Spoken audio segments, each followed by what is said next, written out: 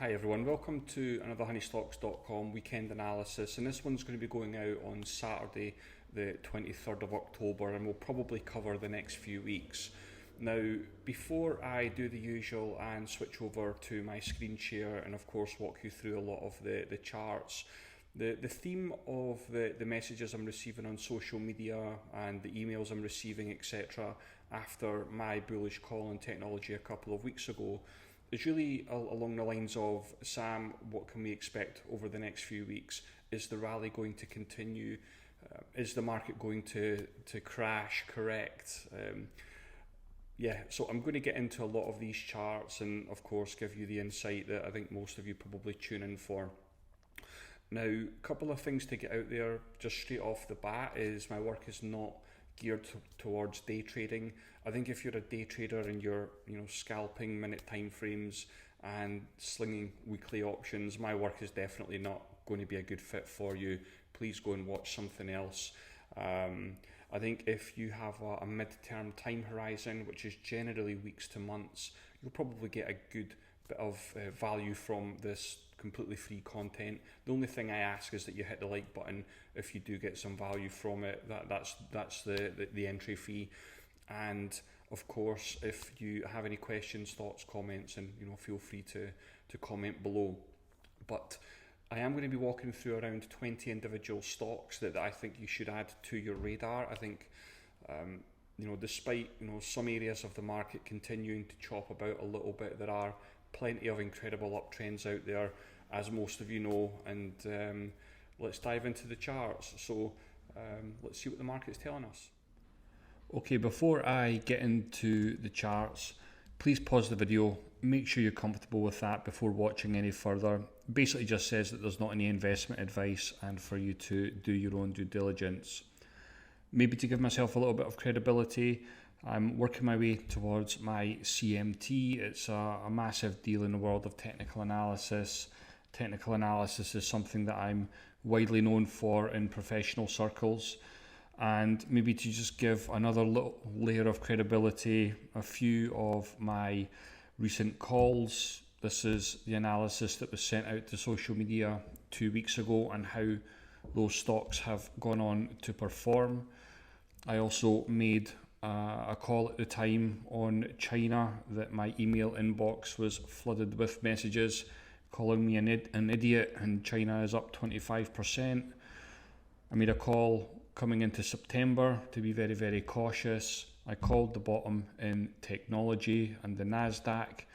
I've made a bullish call on Bitcoin, and going back 18 months, as most of you who follow me on social media will know, I called the stock market crash 10 days before the event, and it's front and center on the website. And as you all know, I don't use the magical hindsight indicator. So I hope you get something from the analysis like our clients and members do. So if you do, please do subscribe to the channel. But let's just quickly dive into seasonality. Now, the message a couple of weeks ago was essentially, after a poor September, we're coming into the fourth quarter, and traditionally, as we can see from the chart, over the last 70 years, the fourth quarter has traditionally been pretty decent. Now, to back up the bullish thesis, I like to compare the consumer discretionary chart with the consumer staples chart. Now, this will be a chart that not many of you will know about, pay attention to. Certainly your brokers won't provide it, but it's a custom chart, and what it's essentially doing is it's really just telling us the health of the market. And if consumer discretionary is outperforming staples, that's generally an environment where you want to be long stocks. It takes away all the nonsense that I think many, I guess, will take from the Bloombergs, the CNBCs, the social media doom mongers. Charts take away the narrative, and I'm very data driven. I see the world in ones and zeros, and for me it's very, very straightforward. I think if consumer discretionary is outperforming staples, for me it's very, very straightforward. I think you have to be long stocks. Now, to walk back on the Nasdaq Composite, as I pointed out a couple of weeks ago and made the bullish call on a bottom in tech. We can see that we're starting to rally. However, we haven't broken out and made new highs. Now, that in of itself is not a massive issue for me, because there are many areas of the market that are moving. There are plenty of stocks that are moving. We just have to understand the environment that we're in. Technology is technically in a sideways range at the moment, but within technology, there are many stocks, many areas of technology that are trending absolutely, amazingly well. Hopefully you've done very, very well from those stocks over the last few weeks. Long may it continue. We've got the S&P 500 close to breaking out to new all-time highs, and this is a chart that was shared with our clients and members on Wednesday in our halftime, just basically highlighting that the indices don't make new highs without a little bit of a battle. Don't get too caught up in the broader market and second guessing every 2% move. I think it really comes down to the individual names, unless of course you are investing in the S&P 500 or perhaps the Dow. Given the correlations, the charts are almost identical. We've got the Russell 2000, which is in a bit of a sideways range at the moment. I think if the Russell 2000 can break out going into the end of the year, I think the market could really get going. I think the Russell 2000 is obviously accepted as a risk on chart. If the Russell 2000 is making new highs, then risk is very much on in the market. And to back that up, we've got financials breaking out. If you've missed the breakout in financials in the last couple of weeks, I can assure you financials have been doing very, very well, along with a lot of the technology names. A couple of weeks ago, I also made a bullish call on oil, energy names, and of course we've had a monster breakout, the oil and energy names. Now, I think for me and my work, I think certainly with Brent oil, with crude oil, etc., I do have quite lofty targets there, around $100.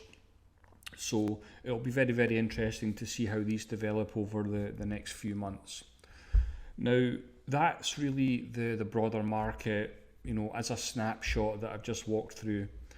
I do have around 25 charts that I think you can probably add to your radar. Now, given the nature of the last analysis that I provided to social media and the performance of a lot of the stocks, of course my email inbox and my social media feeds have been blowing up with everybody asking me how to manage, what to do with some of the names. So I've got a few updates to some of those charts, and like I said at the start, hopefully you get something from it. Don't forget to hit that like button, please.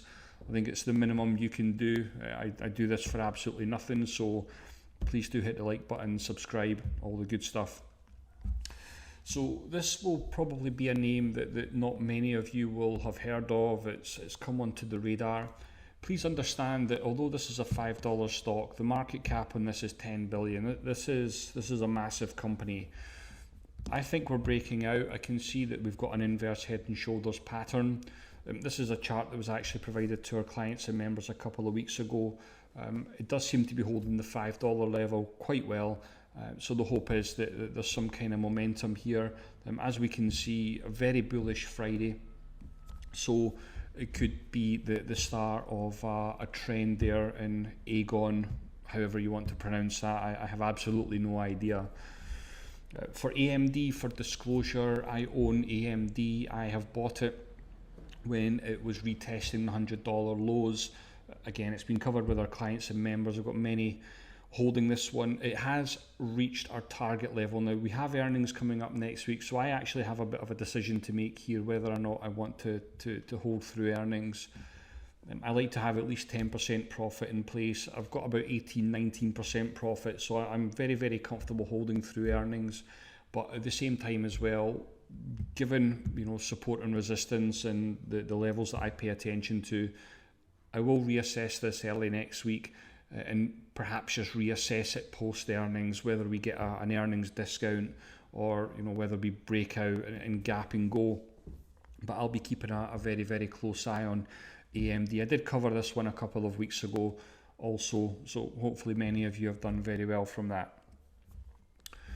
Apple, on the other hand, is obviously, it is susceptible to these big drawdowns. I covered this one 2 weeks ago, highlighting the 100 and the 200 day simple moving averages as areas of interest where traditionally it has been a decent buy point. That thesis has ultimately played out. I think it's up 5-6% or so. So again, we'll see how that one develops. Antero Resources, $18 billion market cap here. I covered this one a couple of weeks ago, just saying that to look for a pullback opportunity, because we obviously had a massive move in CLR. Trends don't go up in straight lines, unfortunately. We need a pullback. I think we're pulling back to the 20-day simple moving average. Looks like it's caught a bit of a bid there on Friday. So I think that could be an opportunity. You'll often hear me say the words pullbacks and uptrends oftentimes offer opportunity. Some of you might know it as buy the dip, but I think CLR does make a lot of sense. BAC, Bank of America, again, kind of going back to the financials theme, monster breakout in financials. We're outperforming the S&P 500, so that's something that I look for. You know, for those of you that want outperformance in your portfolios, we've got quite an attractive PE. So I think with Bank of America, I think it makes a lot of sense on multiple levels. Antero Resources, this plays into the natural gas theme. I think certainly it's been trending beautifully since it broke out back at $5. I've done very, very well in this stock over the last 18 months. And it is looking like it's consolidating, and I do like it above 21.50. Airbnb, I think with the economy starting to open up again, with travel starting to open up again, makes a lot of sense on many, many levels. Now, I've been covering this one for social media for the last couple of months since this breakout here. The trend is still intact. We had a massively positive reaction to earnings. The trend is still intact, and I think it could potentially get going on a move above 177. Thank you to everybody who reached out to me on social media because of the chart that I posted for TakeTwo Interactive. I covered this one on this failed breakdown. For those of you that perhaps don't understand the concept of failed breakdowns, with failed moves, we oftentimes get fast moves going in the opposite direction. It tends to generate a bit of a short squeeze. That's exactly what happened. Many emails and messages about this one. For me, very, very straightforward. Started to build a bullish flag pattern, and what happened, we got a breakout above the 200-day simple moving average, and it's off and running. For disclosure, I own options in TakeTwo Interactive. They're doing very, very well. Long may it continue. And yeah, well, let's see how far that one wants to run.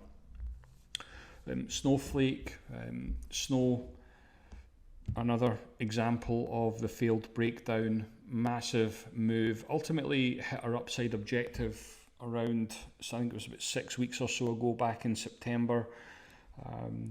It does look like it's breaking out again. I like it above 325, and of course that's the number that I'm working with. I think all bets are off if it breaks down below 325, but I think above 325, I think it's very, very easy to make the case for being bullish. Going back to the China bullish thesis that I had, of course China has ripped. I mean, this is obviously the Chinese internet ETF KWeb, but when you drill it down and you start to have a look at the individual names, maybe the JD.coms, the Alibabas, etc., a lot of those have absolutely ripped off the lows. And of course this was the thesis that I had.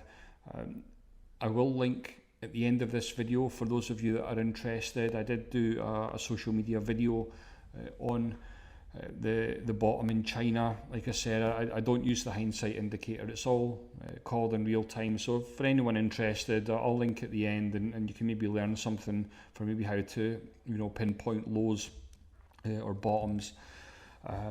CDNS is approaching our upside objective here. I did cover this one a couple of weeks ago, highlighting this as a support level. It's ultimately played out. but I think a new entry, I think if I can get above 170, it's potentially offering a new entry for those of you that like to buy breakouts. Salesforce, I think most of us probably understand the juggernaut that Salesforce is. It's obviously a mega cap, and it does look like it's breaking out from a monster 12-month base. It's moved above 285 there. I think if you're above 285, I think you've got to be long on Salesforce. I do like those bases. The bigger the base, the higher in space. So I think CRM makes sense on a lot of levels. Datadog just keeps going.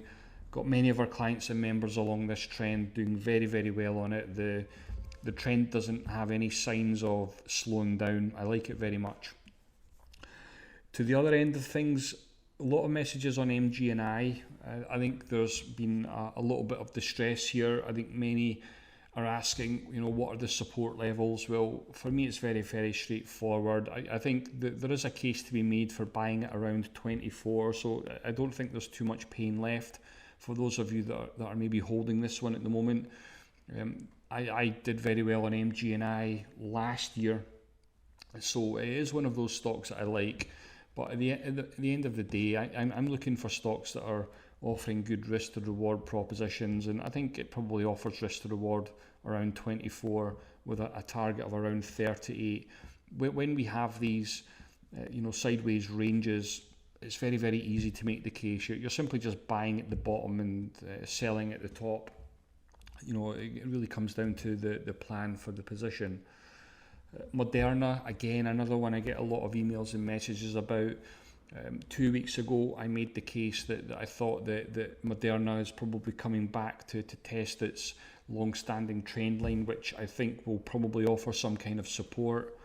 Again, for those of you that don't know, I covered this one in June. I also called the top at $500, and I used RSI.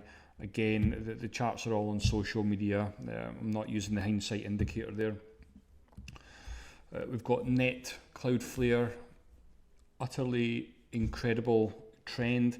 Ultimately, I've got a target there up at around 235, but given the size of this move on the pullback to the 100 MA, again, this is a chart that sent a trade alert out to our clients and members. I think back at, it was about 85, 86. I'll find it and link it at the end here, but it's doing very, very well. But it does have the look of being massively overextended. I would expect some kind of pullback in the near term, but ultimately a longer term target for it. Disclosure, I own plenty of NVIDIA, done very, very well on it, and I'm just looking for a breakout here, and I've got a target there up at 277. Thermo Fisher, again, looks like it's building a bit of a base, ready for another breakout. What's interesting to me with Thermo Fisher is, although it's been in this massive sideways range for a long, long time, it never actually reached oversold conditions. And I'm sure that there's many of you out there that have learned the kindergarten trick where you buy stocks when they are overbought and you sell them when they're oversold, and you sell them when they're overbought. In actual fact, when we have a sideways range, or whenever we are looking for pullbacks, you tend to find a lot of the time the pullback will occur and the rebound will occur when RSI reaches that sweet spot of around 35 to 45. What you don't want is the RSI to reach oversold conditions, because that's a characteristic of a downtrend.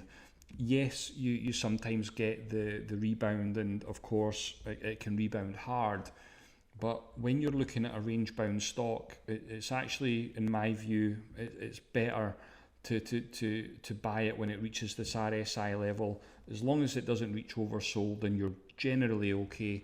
It's when it reaches those oversold conditions, that's where we can see longer term downtrends for those of you that maybe don't analyze the market as studiously as I do.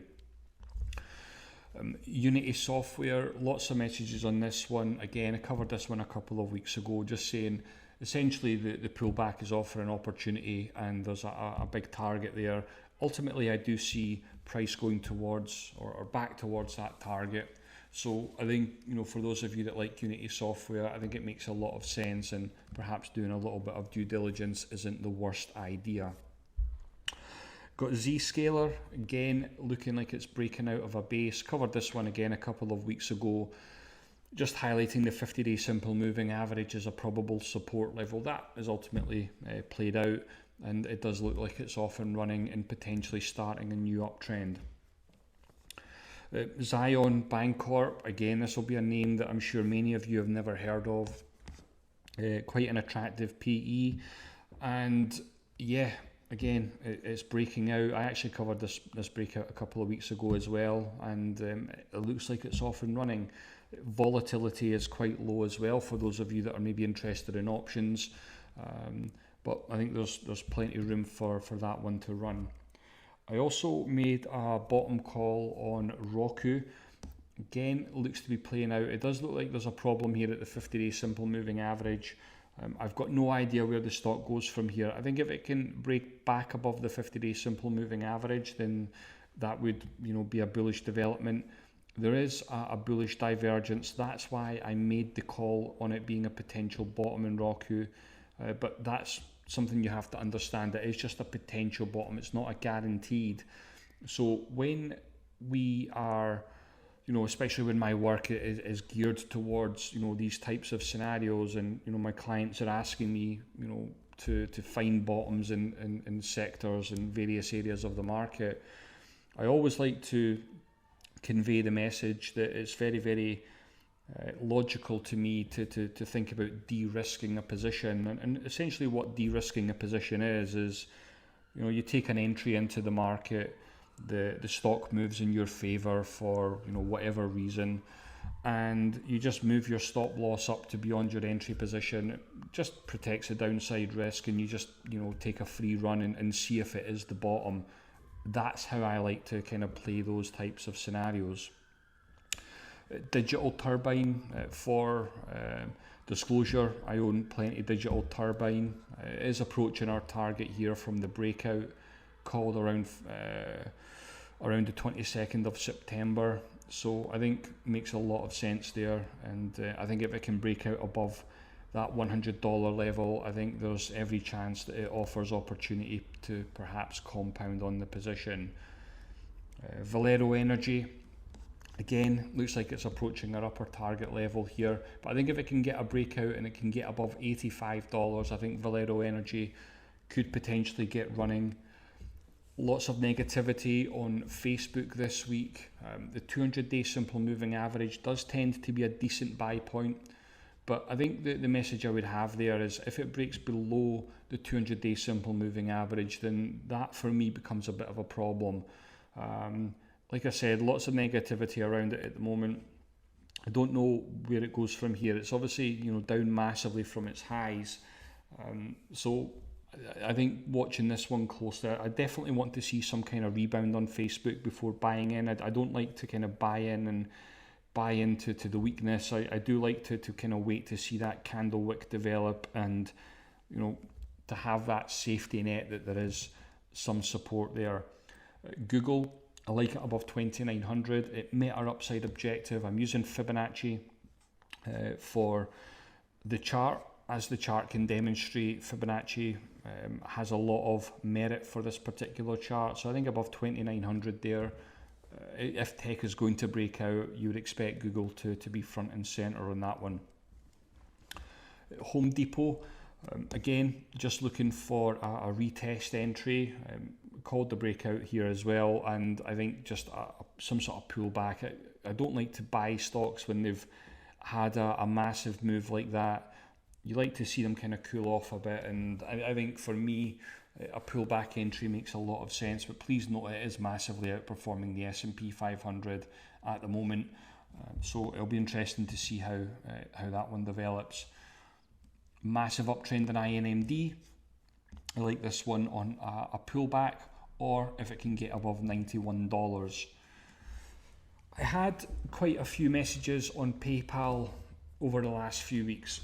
A lot of my clients and members are asking what are the levels to potentially buy this one at. because of course it is PayPal, blue chip stock. Now it obviously has quite a high PE, but as the chart can show, it's in a massive sideways range at the moment. And going back to a couple of charts that I was talking about a few minutes ago, buying at the bottom, selling at the top, that's the way to play these range bound names. If it breaks down below, again, it generally will be a bit of a problem for me, but as we know with good stocks, they tend to put in those failed bear traps or failed breakdowns and then rip higher. So I'm going to be watching this 225 level with a lot of interest, with a view to potentially buying in personally. So we'll see how that one goes. Tesla, again, look at the PE ratios in this. I know there's many of you fundamental folks will probably be losing your minds on this one and maybe shorting it. I think something I've learned over the years is just not to even touch Tesla as a short. It's just asking to have your teeth knocked out, and I don't see the point in it when there's so many good uptrends in the market. Tesla has actually met our upside objective here this week, but it does look like it's getting ready to break out and go again. So yeah, it's going to be interesting for me to see if the juggernaut continues.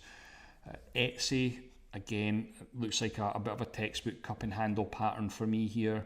It does look like it's breaking out. So I think the case to be made, I think if it's above 230, I don't see what's not to like there with Etsy.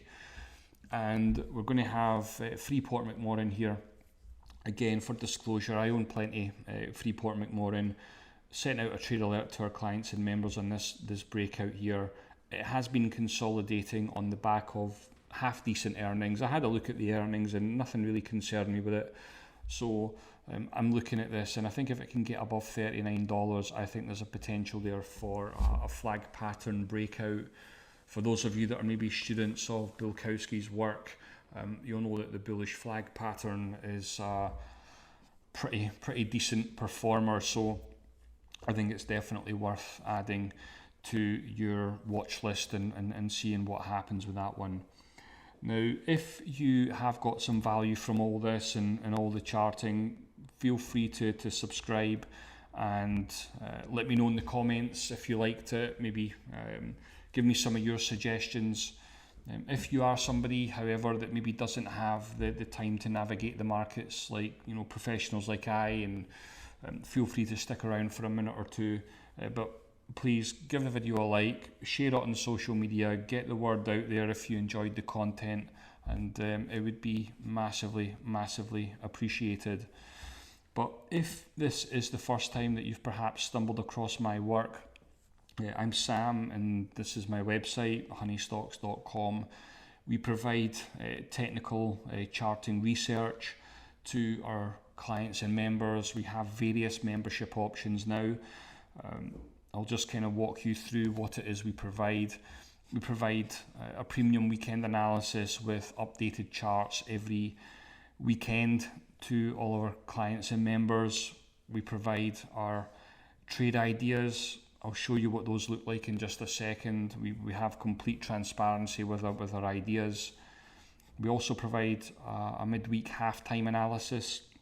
We provide access to an incredible investing and trading community. We're not day traders. My work is geared towards the midterm, which is generally weeks to months, which is why it works.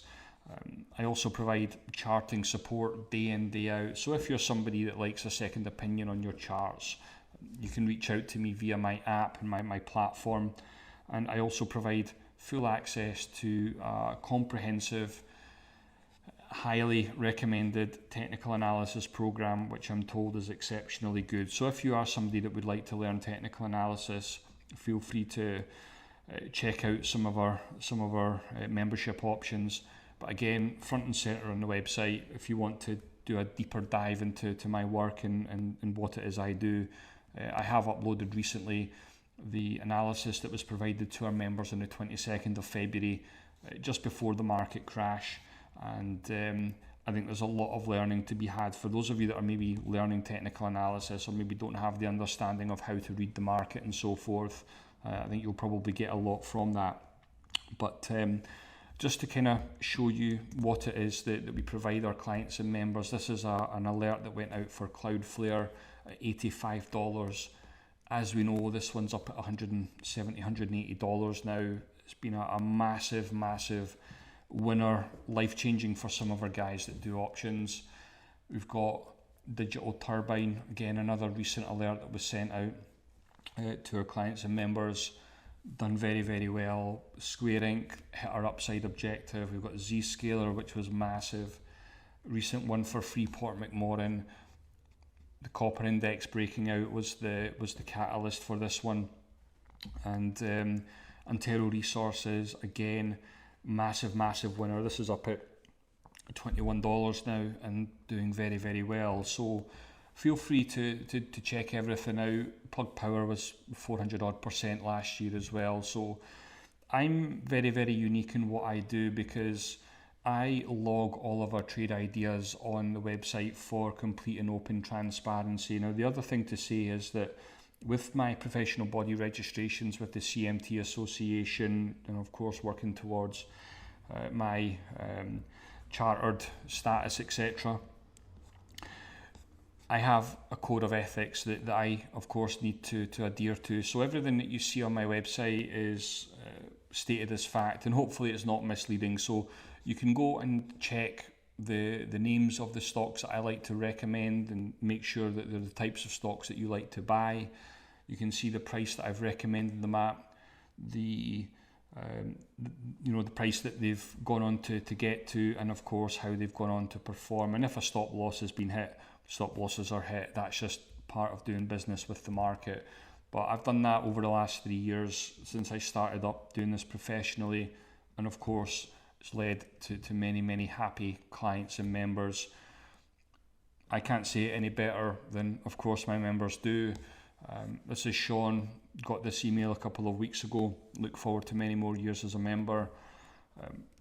Got Nick telling me he's going to be a member for life. I've got other emails.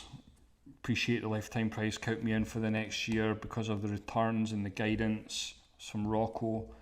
Vince, second year in a row, he's up over 100%. Ganesh, 25,000 profit on contracts.